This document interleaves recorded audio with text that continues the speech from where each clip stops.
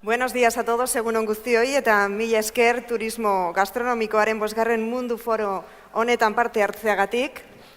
Hasteko tokiko komunitateek daukaten garrantzia aztertuko dugu. Welcome back. I trust you have had the opportunity to taste the delights of our gastronomy. This morning we look into how gastronomy tourism can be a powerful tool to promote inclusion. La primera sesión de hoy lleva por título Mezclar los sabores, intercambio de buenas prácticas para promover la inclusión a través del turismo gastronómico. Y nos va a llevar a descubrir maravillosos ejemplos, también maravillosas iniciativas de todo el mundo. Vamos a dar la bienvenida a la moderadora Sandra Carbao, jefa del Departamento de Inteligencia de Mercados Turísticos y Competitividad de la Organización Mundial del Turismo.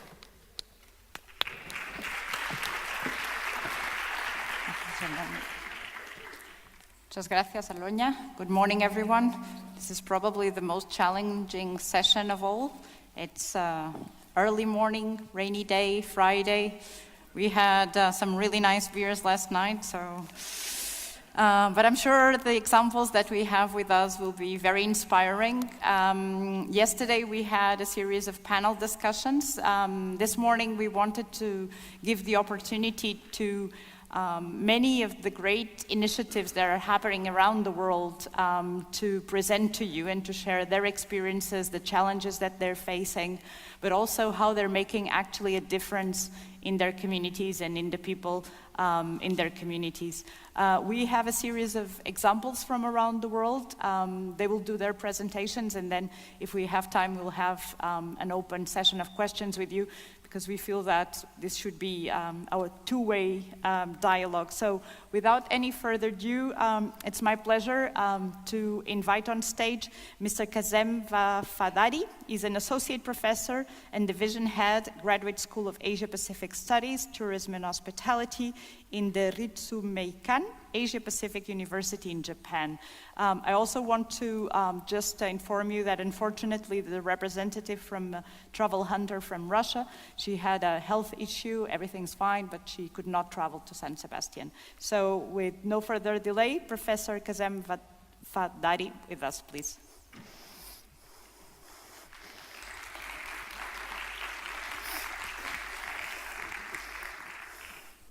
Good morning, everyone.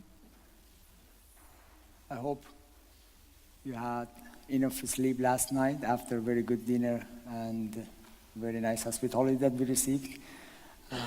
I myself, I'm very excited to start my presentation about Japan and how Japanese examples work in this subject. I divided the short time to a few sections. First, I would like to have a very short self-introduction. I'm Iranian by national. I came to Japan 15 years ago to have my own PhD studies on tourism and hospitality, and I continued my research on local communities and rural Japan. In about 10 years, I had experience working with many communities around the country. My image from Japan was a very small country that everywhere is the same, but it totally changed now. And even though it's a very small, tiny piece of land, which is covered by a lot of mountains and coastal area, and over half of the population are in urban areas, we have a lot of localities and local communities with a very diversified culture that it really worth to visit and explore. In Japan, communities are very various, sometimes very isolated, and Japanese government, especially Ministry of Environment, they have been thinking of how revitalization of local and rural communities through tourism is possible. In this slide, I want to share about the word of Satoyama with you. In Japanese, Sato is community and Yama is mountain. Satoyama landscape of Japan are those landscapes that are in upland Japan. Japanese rural is mainly mountainous and covered by forest, and it used to be habitat for Japanese rural communities. In the Millennium Assessment, we have all countries' assessment from around the world about their own natural resources, and Japan has conducted a sub-millennium assessment of Japan, Satoyama, and Satoumi landscapes. And this Satoyama initiative has a very interesting vision of societies in harmony with nature. For many years and centuries, Japanese upland landscape of Satoyama have been managed by rural communities. Up to Second World War, that a very high and big mass migration to the urban area happened, and these Satoyama landscape stayed only with elder generation, and the average age of people in Satoyama landscape or rural Japan is over 65 now. So we have problem with human resource and demographic situation. Here are the perspectives. Resource use within the capacity or carrying capacity and resilience of the environment, cycle use of natural resources, recognition of the value and importance of local traditions and culture, multi-stakeholder participation and collaborations, and contribution to local socioeconomics. As you can see, you can trace how tourism can contribute to this initiative. Or Satoyama initiative is not originally for tourism, but tourism, and especially gastronomy tourism, can be associated with Satoyama initiative for rural revitalization in Japan. This happened about a decade ago, that United Nations University started to conduct this Satoyama assessment in Japan, and I was involved in the tourism side of the project. Later on, we moved ahead from the Japanese Satoyama landscape work to a more international terms of GIAHS. So what is GIAHS stand for? It's globally important agriculture heritage systems. I don't know if how many of you have heard about GIAHS or globally important agriculture heritage systems. This is an initiative back in 2002. It started from Johannesburg, and United Nations Food and Agriculture Organization started this initiative. And in Japan, the first Japanese agri-heritage site is exactly Satoyama and Satoumi landscapes. Here you have a number of examples that where around the world we have these GIAHS landscapes. In Japan, so far we have 11 sites that are designated as agriculture heritage. When you think of heritage, probably a UNESCO World Heritage Initiative comes to your mind, but in agri-heritage we have the heritage and systems. As you can see here, the last S here is representing system, and system include people. So the landscape and people who managed it, together they created this agri-heritage from the past, and it needs to be conserved and passed on. But tourism is so far seen a very good option for GIAHS revitalization of Japan. So thinking of Japan as aged society and thinking of having this new initiative of agri-heritage designation, I want to show you and share 3 successful examples that I have been working with through last 12 years. Here is Shunran no Sato. If you Google this Shunran no Sato, this is a village in Japan seaside in Ishikawa Prefecture. It was in Satoyama initiative site, and then it was designated as World Agricultural Heritage. And here you see a number of issues that I want to share. First one is how this rural community started their own destination branding. building their identity and cultural promotion. They are very isolated in mountainside. They do not import anything from outside. This is their slogan, that food, everything should be from the village. This run and together shunran means orchid. This flower grows in this area, and if somebody stay as a guest, these are Japanese sake or Japanese rice wine cups that they put flower in, so the customers drink shunran or they drink the flower. They also make tempura of this and they eat it. Also, they stay in shunran and they feel they have the sense of the place. So this is their initiative. And all ingredients from here are from the natural environment. Even the fish is not from the sea. They grow their own fish. This is a mud fish that they grow in rice fields. They have a number of initiatives, as you see, involvement of local community. This is a tea ceremony and a number of visitations by international people. They have a very successful model of rural tourism. During about 8 years, they could increase their visitation number from 500 to about 20,000. And actually, they reached carrying capacity.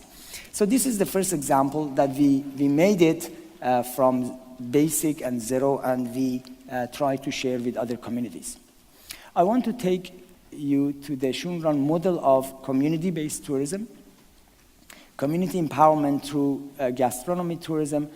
This place used to be an elementary school, abandoned, because no children, no student anymore, and it's reformed, used for tourist accommodation. In this picture, you see one community leader is teaching how they should represent and interpret their cultural material. This is called urushi.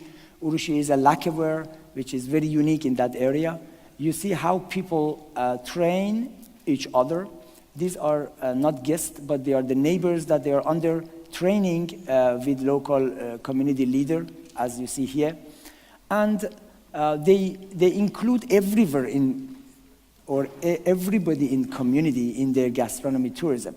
You see a blueberry farm, for example, that invite people to pick blueberries and they cook blueberry jam. So farmers, animal husbandry sector, usual households, everybody is involved in the new business. And this CBT model of Shunran now is a training model that we use it all over Japan in our GIA sites. The second example is in Kyushu Island, is in the south of Japan. Here you see a lady which is almost 70 years old, and she is trained by our collaborators for cooking medicinal and herbal plants. We have about 200 species of edible plants in a small peninsula, which is called Kunisaki Peninsula. And Tomiku is the name of the restaurant that she owns. So she got this training by the community and got licensed. This traditional knowledge is passed through the work and what they provide. So she explained the material that they cook, what are they good for to the customer. The community resources development and biodiversity is kept by this because they take care of their environment because they need these diversified species. We have experience design. We have medicinal plant mapping. Some of our young students, they just go around with local community to the forest with a GPS, and where they find edible plants and where they grow, they just click on the GPS and they come back with places and the map. So these information is translated to itineraries and they make medicinal plant harvesting or hunting event in their itinerary.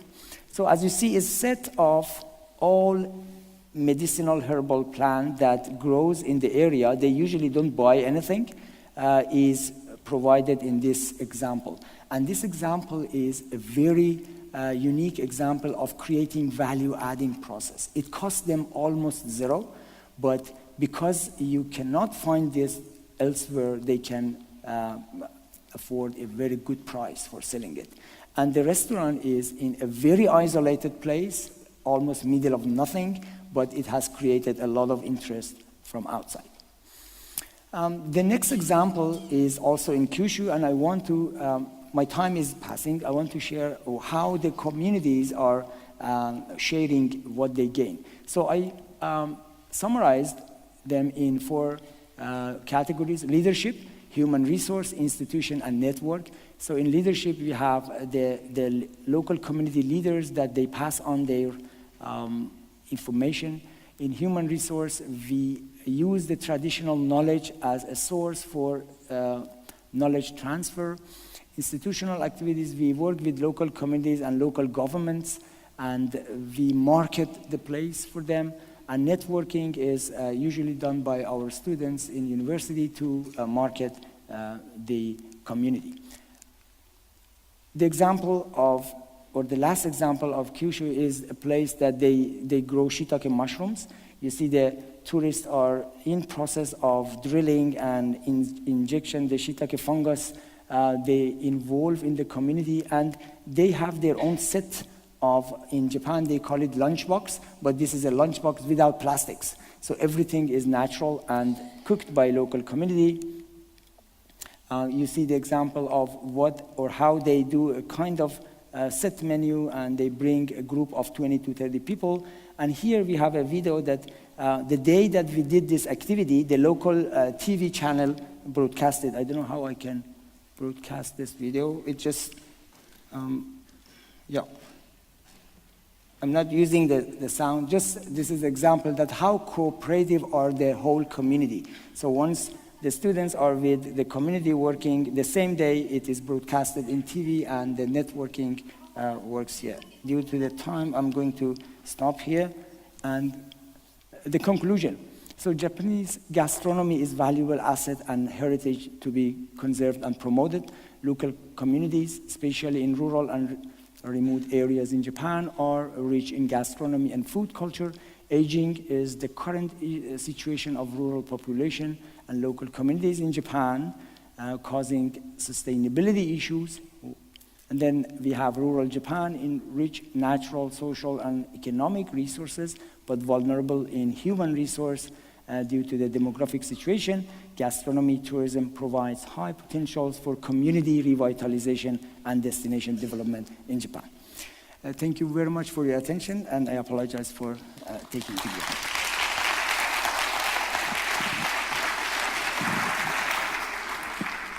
Thank you very much, Kazim. I think that was very enriching in looking into how communities can benefit from tourism and help recover some of the best traditions and products of the land.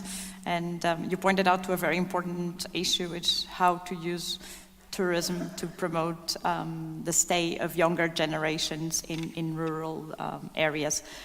So with that said, it's my pleasure now to invite on stage Mrs. Vita de Tau. She's the head of acceleration team for the development of culinary and shopping tourism in the Ministry of Tourism of Indonesia, and she's going to tell us about their specific projects on community development through tourism. Vita. Good morning. Thank you, Sandra. So I'm excited to tell about the project that we running right now. Is a destination prototype for the gastronomy. Then this time we work with the UNWTO. So I would love to share with you the implementation of the local community development in Ubud, Bali. So Ubud is the region which is located in the heart of Bali, and around 80% of the visitors come to Bali. They always visit Ubud, of course, to experience the local wisdom through foods and also food heritage and culture. And this destination is really ready to call as a gastronomic destination.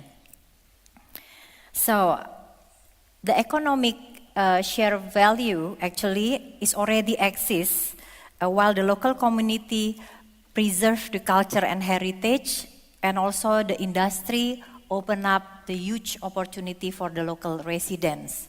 And because of this, of course, the gastronomy, tourism bring the prosperity for the local.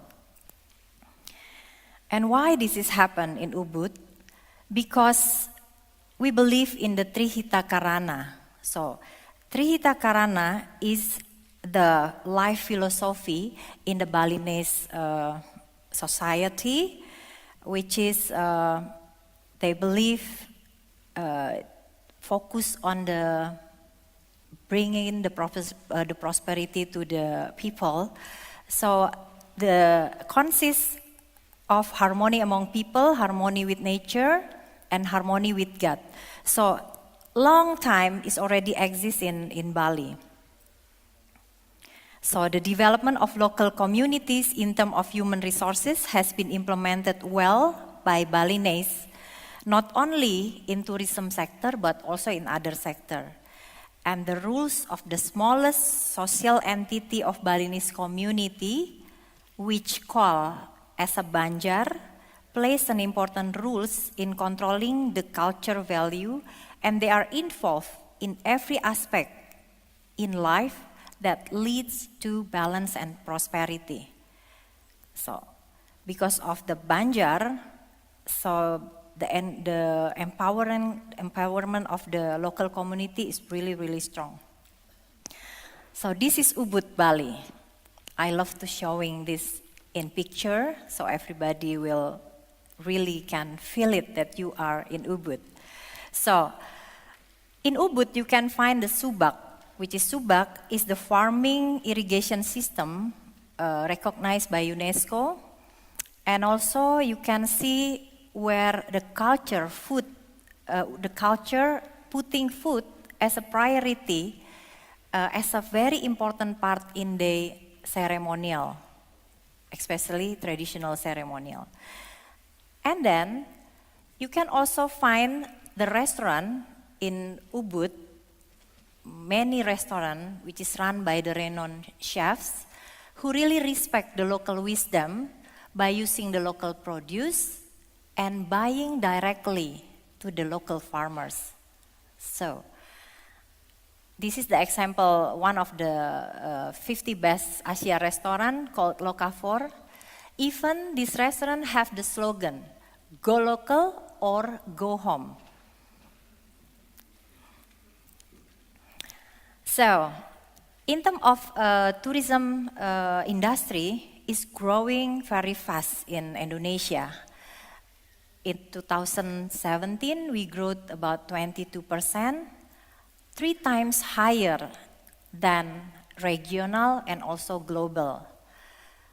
However, we're still facing the big issue in achieving the SDGs 2030, especially in plastic bag and food waste. I know everybody read the story about what happened in Indonesia in terms of managing the plastic bag, but we work very hard on it because we believe that tourism is the cheapest, fastest, easiest ways to contribute GDP and creating the huge job opportunity. So we work on it with the local community. I will give you the 2 examples how the development of a local community is really, really successful in Ubud. First case is Sababai. We call it Sababai. Sababai is the leading wine producer in Bali. In this case, Sababai had successfully increased the income of the local farmer by educate them for more than 2 years before they do the production. They educate the farmer to plant and harvest the good quality grapes, which is meet the standard of the Sababai. So the result is the income is increased more than 10 times. Sorry for my slide, actually this is 10 times per kilogram grapes in within 2 years. So that's why Sababai is really, really good in terms of the giving back to the local community. And the second example is we can find in this resort. We call it as a Visesa resort. Visesa successfully improved the ability of local people around the property by invite them to become the partners. So including farmers, breeders, local producer to support the concept of farm to tables. So they have this concept in all restaurants in the properties in this resort. But not only in food, Visesa also give the opportunity to the local people around the area or the property to also involve in any attraction, especially cultural attraction. So they ask local people to teach Balinese dance. So this is kind of the engagement. And then gastronomy tourism in Ubud also giving the opportunity to many local entrepreneurs to involve. For example, in the cooking class, and we have more than 1,500 rooms. Homestay is run by the local, and also the supply for the restaurant. Of course, everything talking about the eco-friendly. So by having that,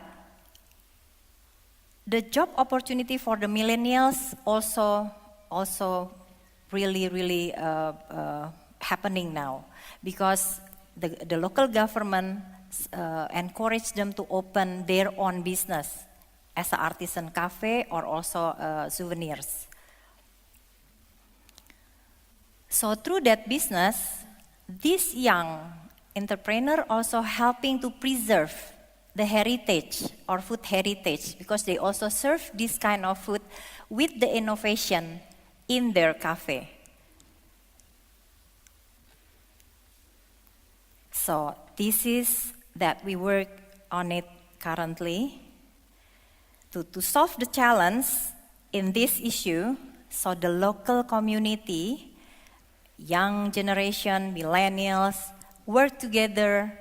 They have the very massive movement to encourage the local government to issue the regulation related to this issue. And then, as you see, Bali is already have this regulation. And this is another example that we protecting the local drivers, because the government also not allow the online transportation operate in Ubud area. So they giving this opportunity all for the local. So Ubud is the one of the best example in terms of empowering and developing local communities in the gastronomy tourism. And it will become the benchmarking for other regions in Indonesia, and in the same time, lifting up the level of competencies, both soft and hard skill of the local people. So at the end, gastronomy tourism will giving the benefit back to the local community. Thank you.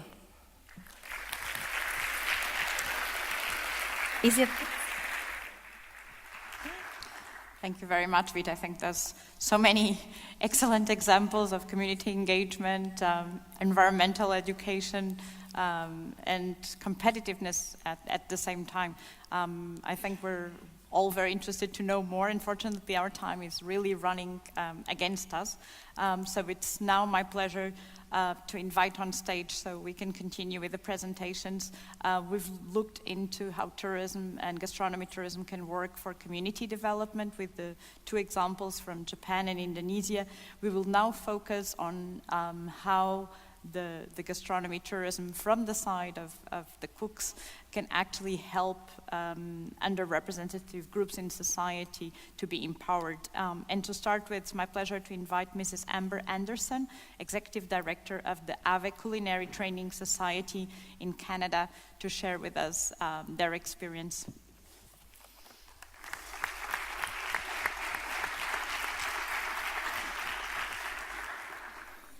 Hello.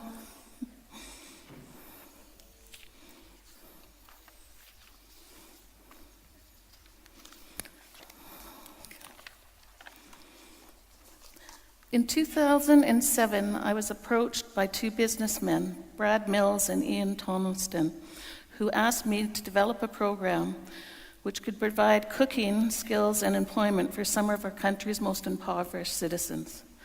Together, we created HAVE Culinary Training Society, which stands for Hope, Action, Value, and Ethics. HAVE's mandate is to find innovative, effective, and sustainable approaches to tackling poverty,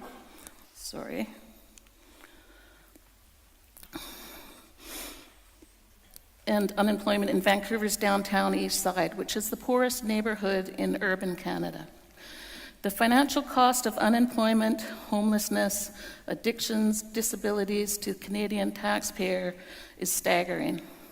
It is estimated that $640 million are spent annually on services that support the population of people that HAVE serves. These services include healthcare, criminal justice system, income assistance. This is roughly $55,000 per year per person. It costs HAVE to put a student through our 8-week program, and our students attend for free. It cost it $5,000. HAVE students experience poverty and face additional challenges such as homelessness, mental health, drug and alcoholics addictions, and learning disabilities. A student will take 8 weeks at HAVE, then go on to develop. I'm having my problem with this, excuse me. A student will take 8 weeks at HAVE. They then go on to employment, get a wage, and pay taxes. Now they are able to give back to their local community. With over 1,200 individuals HAVE has trained, reducing poverty and unemployment in Vancouver. Most of our students have fallen through the cracks. They have multiple barriers, little or no self-confidence, and they have major trust issues. We have implemented a number of strategies that help our students break down barriers, overcome learning disabilities, and enter the labor market. Every day, the staff sits down with the students to eat breakfast and lunch together. We do this because you can't learn on an empty stomach, and eating food together creates a safe family feel. It helps break down their walls, and they feel like they are part of the HAVE family. It is very difficult to retain lessons when you don't feel safe. This also allows us to talk openly about challenges and issues they are facing outside of class, and helps with issues that arise before they become overwhelming problems. We could not do what we do without our full-time counselor, who teaches life skills, personal development, assists with housing, mental health, wellness development. Our counselor helps each individual achieve their needs, their wants, and their goals. We learned very early on that we need to develop a training system that we can modify to fit the diverse needs of our students. Our students don't learn the traditional way, so we tailor each lesson plan to fit how the student learns. We see where their strengths are, and we concentrate on those strengths. We go to great lengths to match the employer with the student. Once they graduate, we match their skill set with the right job for them. When I first started, I had a student who was a recovering alcoholic and a fantastic line cook. And I had an employer who was looking for a line cook, so I matched them. The student later came back to me, and he had started drinking again. I had sent him to a job where they bought the kitchen staff a beer after each shift. This taught me such a valuable lesson. There are so many factors we need to look at when matching our students with the employment opportunities. It is typical for organizations serving the population we do to have a three-strikes-you're-out mentality. We'd have no, this does not work. We will always keep our doors open to our students for as long as it takes. We have a very high success rate for this reason. If they have some setbacks, we pick them up, brush them off, and we start again. If they leave the program, we let them know they are always welcome back and to continue their education with us. If a student feels they are not ready to work, we continue to work with them until they feel they're right, they can do it. I have a student that came back to the program 5 times before he found the dream job, and he's been working for 4 years now. When we first started out, we worked on a cohort-based model where we had 20 students start and finish at the same time. This did not work. If someone came in to sign up for the class, they had to wait for the next start date. Instead, we shifted to an ongoing enrollment model where students graduate on the Friday and we fill the seats on the Monday. This model creates student mentorship opportunities and means that new students never have to wait more than a week to start the program. It also allows us to fill seats right away if someone drops out. Cooking is a path to employment and out of poverty for those students who showed great potential and the desire to dedicate their careers to cooking. I found myself asking what other opportunities could HAV provide. We decided to expand HAV's operation to provide training for students who would not be able to pass the Red Seal certification in traditional skills. Diane is one of my Red Seal students. She is a single mother with dyslexia and has trouble reading and writing. We work with her one-on-one. We found that she retained the lessons best by repeatedly doing it hands-on. We asked that she have someone read her the questions for the theory exam, and she passed with 84%. Diane is now working on her Red Seal Level 3. She is not allowing her reading and writing abilities to get in her way and is an inspiration to the students that are following in her footsteps. Glenda came to HAV homeless with drug and alcohol addictions. Over the 8 weeks, Glenda showed to be very hardworking, and she excelled in cooking. We hired her on as HAV's instructors help her. She was so good with the students, they couldn't pull the wool over her eyes. She'd been there, she'd done that, she'd seen it all. I signed her up as an apprentice, and in her first year, she passed with perfect marks. Glenda continued with the studies and excelled in teaching life skills as well as cooking to the students. Glenda passed her Level 3 Red Seal certification with flying colors. She is now a certified chef and an instructor with HAV. She uses her story to help other students achieve their dreams. She is the first person to tell them, if she can do it, you can do it. Glenda and Diane are both employees of HAV. We also hire graduates of our 8-week program as cooks in our restaurant and catering social enterprises. In 2018 alone, HAV supplied 23 living wage jobs. I feel incredibly honored to do the work that I do at HAV. I'm excited for the growth that 2020 will bring. Thank you very much.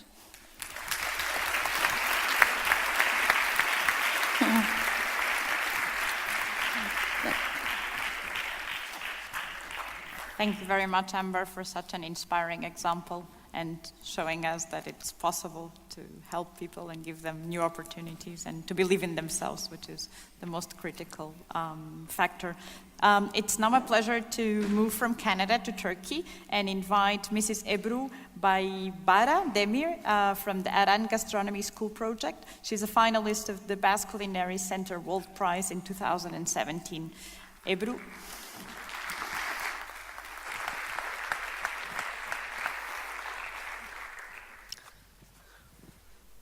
Sis.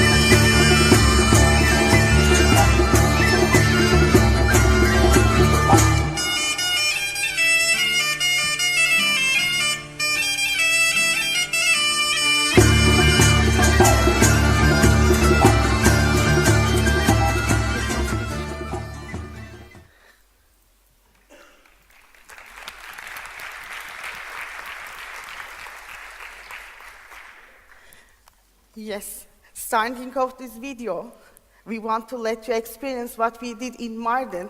As you know, experience everything is, with Mardin, as you know, experiences everything in this century.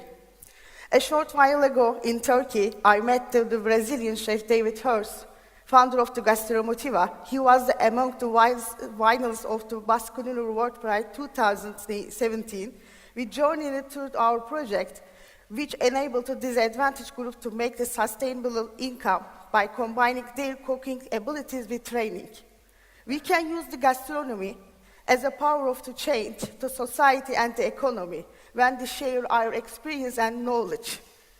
I became a finalist in the Basque Culinary World Prize 2017 by the project Harran Gastronomy School. I proud to state that I was one of the finalists in 2018 by the project From Soil to Plate, through which we utilized the oldest wheat of Mesopotamia. The change of the Mardin's economy by the restaurant I established 20 years ago were the source of my strength and beliefs that led me to initiate this project. I am from Mardin. It's the oldest city of Mesopotamia. It's 1,500 kilometers away from Istanbul, 33 kilometers away from the Syrian border.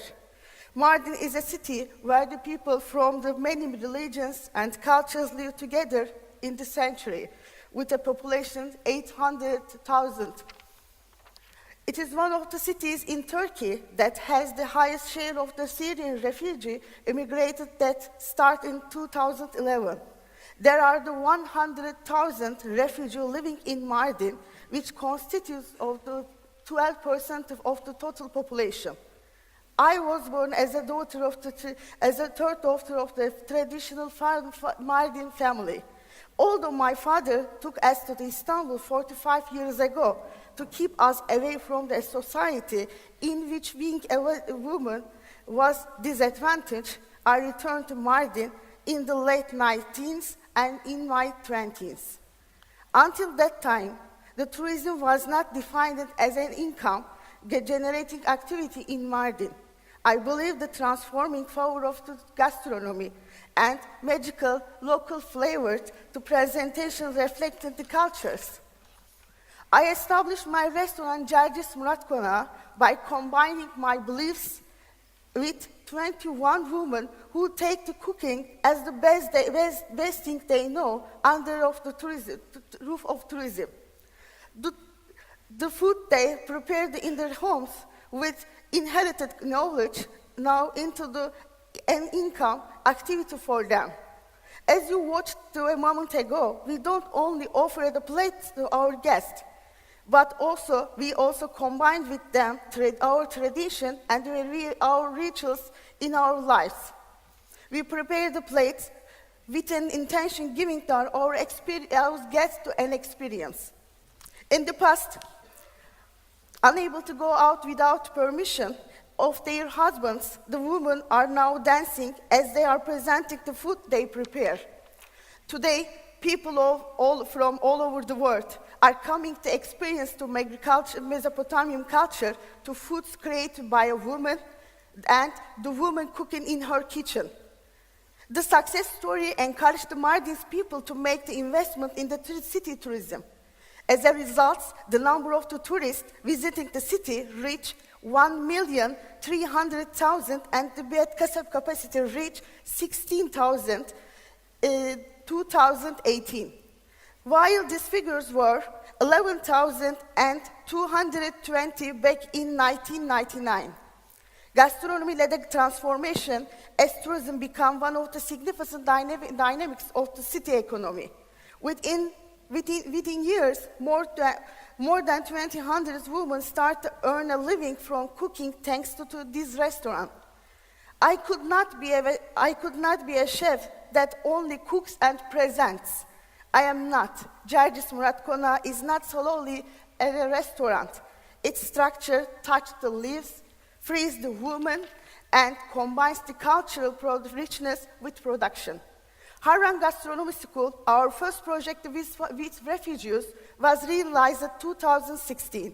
Our main goal is to help the Syrian who were forced to immigrate to Turkey and disadvantaged local people obtain their economic freedom and integrate them to social life through gastronomy.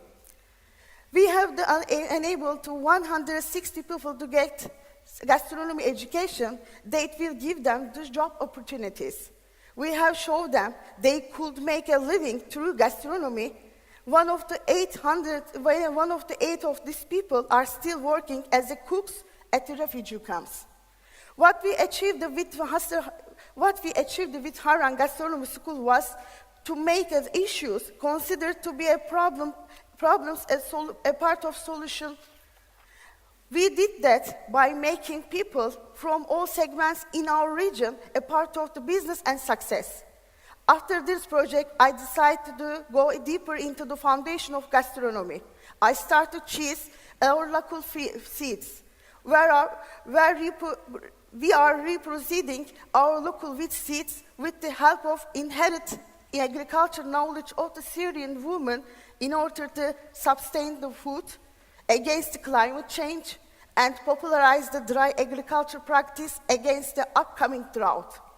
We are now working 310 Syrian and local female farmers along with 24 female agriculture engineers. The common ground of both projects covers the revitalization of the local flavors by local societies in order to contribute to local economy of region. We benefit from the social value of gastronomy.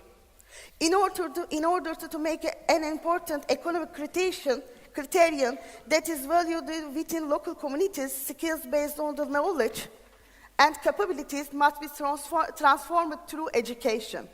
Poverty, economic dependence, drought, war, and compulsory immigration might not be the final destiny of the human being. We can change this fate in the journey of meal from soil to plate. Agriculture and gastronomy started in the Mesopotamia 12,000 years ago and spread to the world. Now, we are a bunch of Mesopotamian women restarting the continuation of life, earth, and seed and cuisine. Thank you.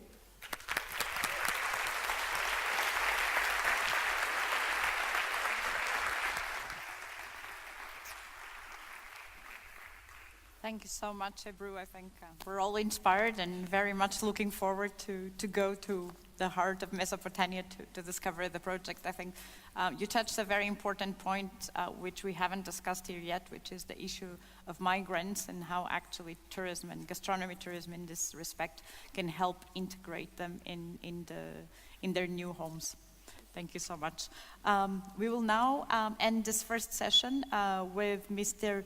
Shinichi Nakamura. Is the Executive Director of International Affairs from the Japan Travel and Tourism Association, and he's going to share with us one of the examples of a research that we had the pleasure of carrying out between UNWTO and the Japan Travel and Tourism Association on how tourism is impacting community development and inclusion in Japan. Mr. Kamanu.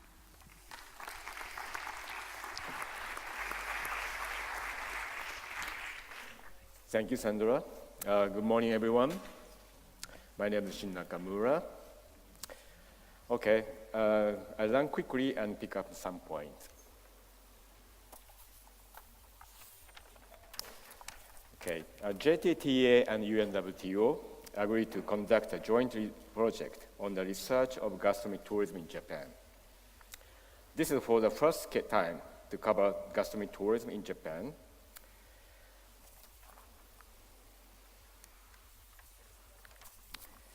About the report, I'd like to say it's very notable that this project was conducted under cross-functional support by central and prefectural government of Japan, so-called by All Japan.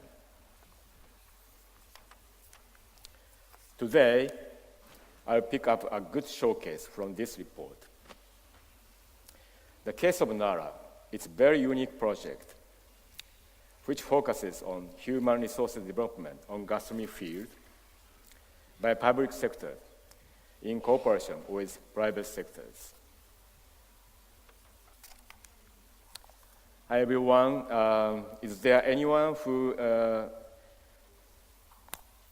visited Nara in Japan? Oh. Okay, great. Okay, Nara is an ancient capital and now two World Heritage Sites have been designated by UNESCO. One is a Buddhist monument in the Horyuji area. Another one is a historic monument in ancient Nara. Nara is a very popular area among Japanese, but according to the tourism statistics for Japanese as well as for foreign tourists, Nara is behind Kyoto and other sites of Japan.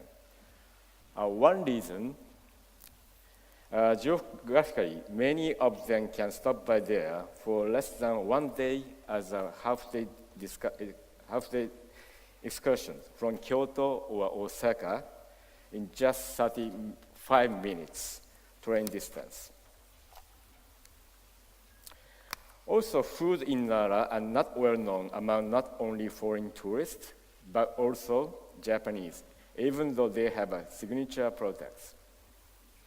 Therefore, Governor Arai, who participated in this conference in Bangkok last year, launched an initiative making Nara delectable soon after taking office 2009.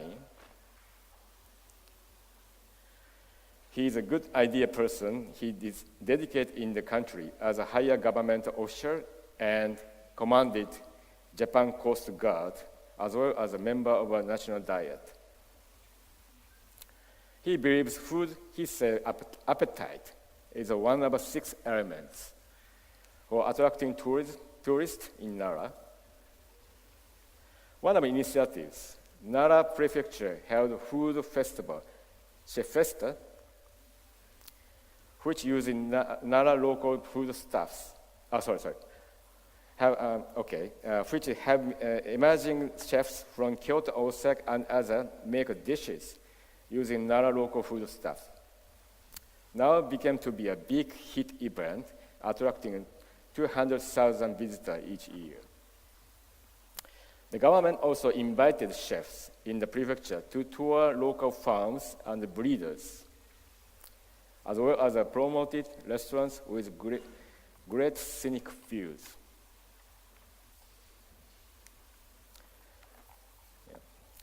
Those activities not only led increased discussion with chefs who have come to love Nara products and farm animals, it also led the prefecture to realize the importance of fostering chefs who are well versed in the local husbandry, as well as fostering farmers who recognize and meet the compelling needs of chefs. Then Nara Prefecture concluded to establish the college of chefs, farmers, and service personnel. Governor Arai mentioned that education is one of the best initiatives conducted by prefectural government when we support gastronomy field. As a result, the Nara Agriculture and Food International College, so-called NAFIC, was established as a farm-to-table institution. They have 2 courses. One is food creative course to foster agriculturally savvy leaders in the food industry. Agri-management course is targeting farmers looking to enter agriculture in the prefectures.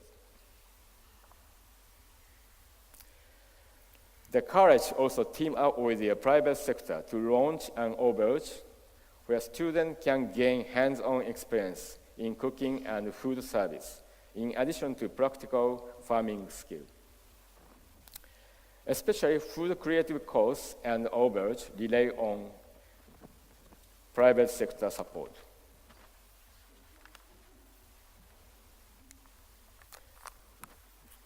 Now, 18 and 60 years old students, such as female, male, young, and elderly, are learning at this college. They want to be an owner of a cafe, restaurant, and want to be a big chef.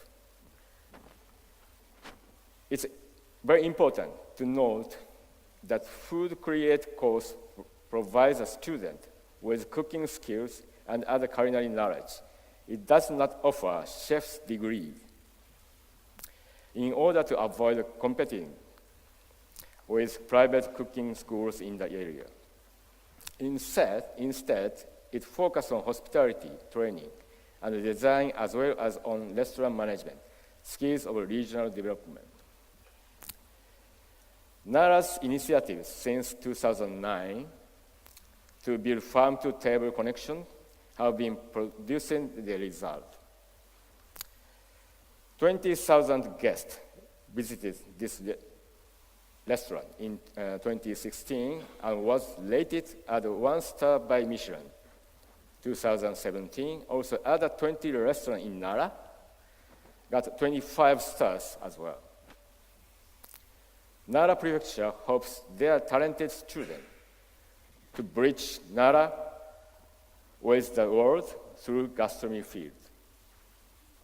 I believe that food plays a great role in the regional development as well as human resource development. Thank you, everyone.